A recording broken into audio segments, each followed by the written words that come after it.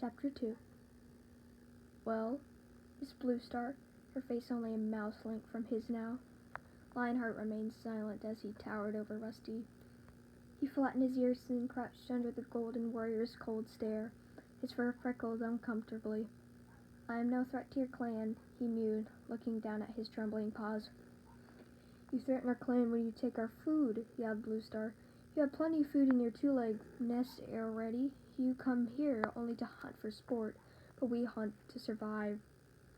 The truth of the warrior queen's words pierced Rusty like a black thorn, and suddenly he understood her anger. He stopped trembling, sat up, and straightened his ears. He raised his head to meet her eyes. "I had not thought of it that way before. I'm sorry," he mewed solemnly. "I will not hunt here again." Bluestar let her hackles fall and signaled to Lionheart to step back. "You are an unusual kitty pet, Rusty," she mewed. Graypaw's sigh of relief made Rusty's ears twitch. He heard the approval in Bluestar's voice and noticed as she swapped a meaningful glance with Lionheart. The look made him curious. What flashed between the two warriors? Quietly, he asked, "Is survival really so hard?" "Our territory covers only part of the forest," answered Bluestar. "We compete with other clans for what we have, and this year, late new leaf means prey is scarce." "Is your clan very big?" Rusty mewed, his eyes wide. "Big enough," replied Bluestar.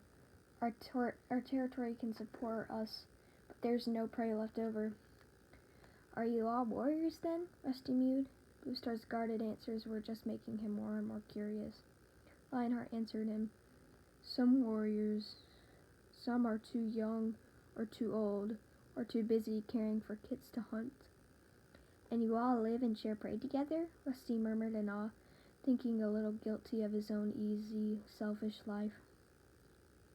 Bluestar looked again at Lionheart. The golden tabby stared back at her steadily. At last she returned her gaze to Rusty and meowed. "Perhaps you would find out these things for yourself. Would you like to join ThunderClan?" Rusty was so surprised he couldn't speak. Bluestar went on. "If you did, you would train with Graypaw to become a clan warrior." "But kitty pets can't be warriors," Graypaw blurted out. "They don't have warrior blood." A sad look clouded Bluestar's eyes. "Warrior blood," she echoed with a sigh. "Too much of that has been spilled lately." Bluestar fell silent, and Lionheart mewed. "Bluestar's only offering you training, young kit. There is no guarantee you would become a full warrior. It might prove too difficult for you. After all, you are used to a comfortable life." Rusty was stunned by Lionheart's words. He swung his head around to face the golden tabby. "Why offer me a chance, then?" But it was Bluestar who answered.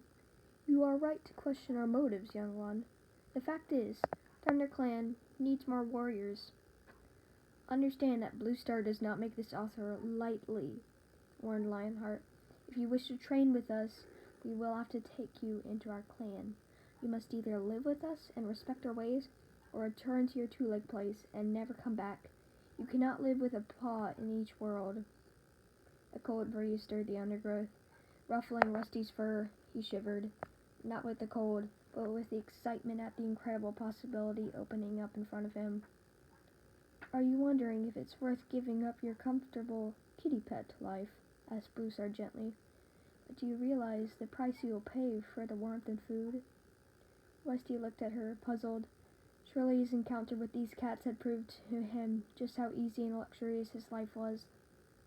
"I can tell that you are still a Tom," Bluestar added, "despite the two-leg stench that clings to your fur." "What do you mean, still a Tom?" "You haven't yet been taken by the two-legs to see the cutter," meowed Bluestar gravely. "It would be very different then. Not quite so keen to fight a clan cat, I suspect." Rusty was confused. He suddenly thought of Henry, who had become fat and lazy since his visit to the vet. Was that what Bluestar meant by the cutter? "The clan may not be able to offer you such easy food or warmth," continued Bluestar. "In the season of leaf bare, nights in the forest can be cool. The clan will demand great loyalty and hard work. You will be expected to protect the clan with your life if necessary, and there are many mouths to feed, but the rewards are great. You will remain a Tom. You will be trained in the ways of the wilds. You will learn what it is to be a real cat. The strength and fellowship of the clan will always be with you, even when you hunt alone." Rusty's head reeled. Blue Star seemed to be offering him the life he had lived so many times and so tantalizingly in his dreams, but could he live like that for real? Lionheart interrupted his thoughts. "Come on, Blue Star, let's not waste any more time here. We must be ready to join the other patrol at Moon High.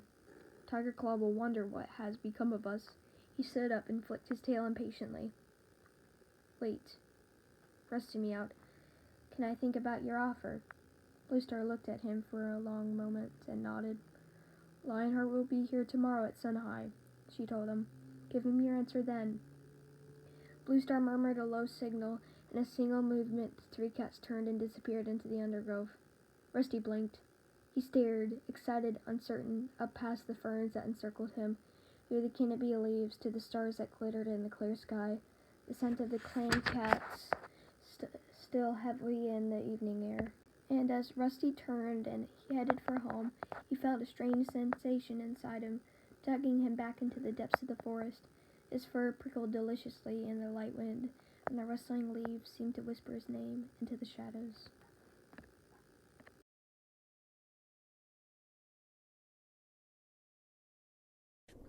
Well, maybe it's just because you're ugly.